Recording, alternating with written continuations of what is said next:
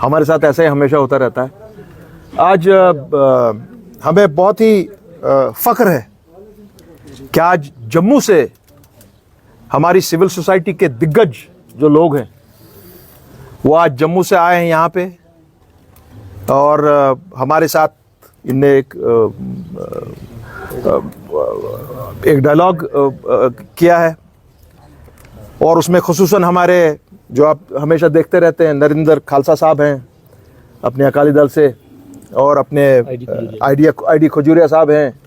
जो बहुत बड़ी एक ऑर्गेनाइजेशन भी जम्मू से चला रहे हैं, जो पूरे जम्मू कश्मीर को इकट्ठे करने का,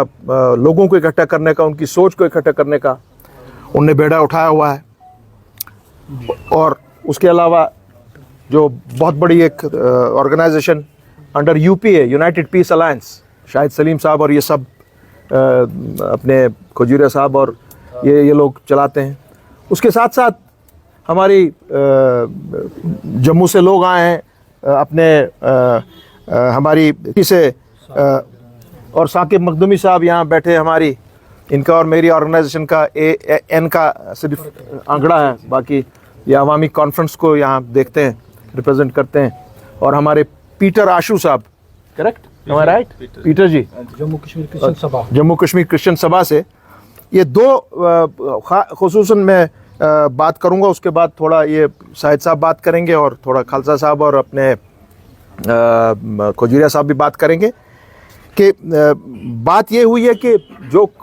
इस वक्त प्रॉब्लम्स जम्मू की सोसाइटी में है वही प्रॉब्लम्स लगभग कश्मीर में है, और वाइसी वर्सा इसी तरह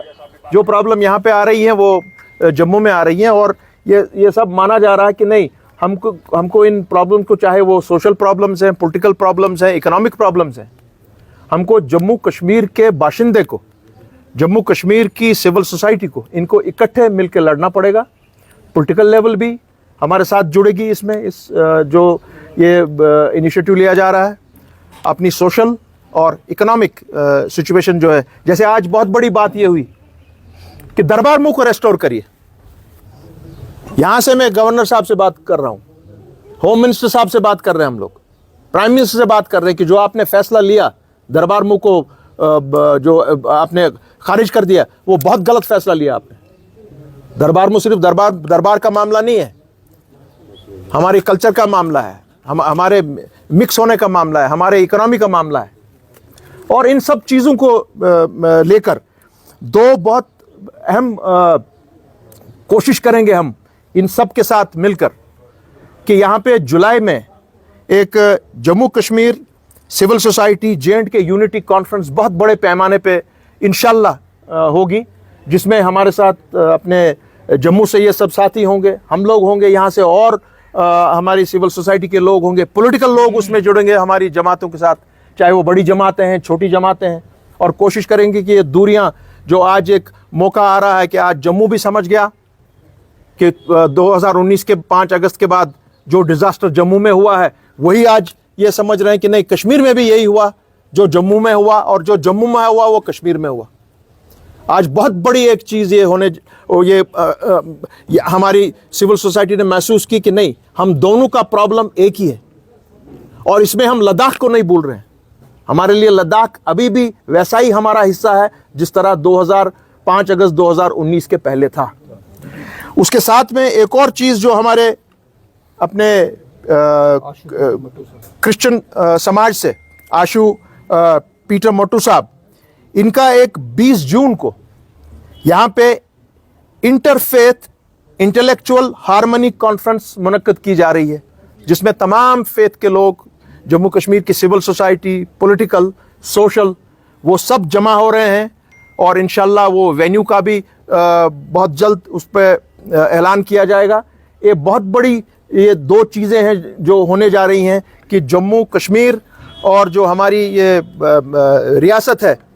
हम तो उसको अभी भी रियासत मानते हैं,